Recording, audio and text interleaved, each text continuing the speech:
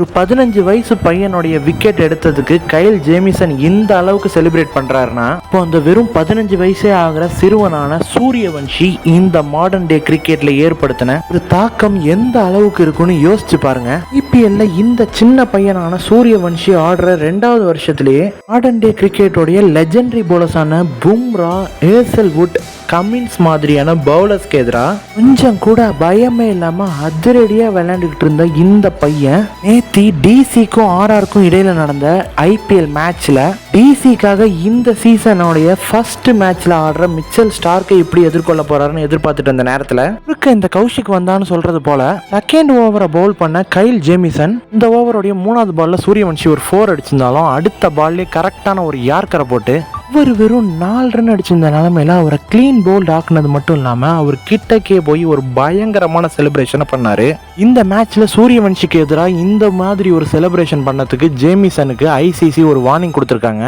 நேற்று மேட்ச்ல வைபவ் சூரியவன்ஷியோடைய விக்கெட்டை எடுத்துட்டு ஜேமிசன் இந்த அளவுக்கு அக்ரெசிவா செலிப்ரேட் பண்ணது சரியா தப்பாங்கிறத மறக்காம நம்ம கமெண்ட் செக்ஷன்ல சொல்லிட்டு போங்க.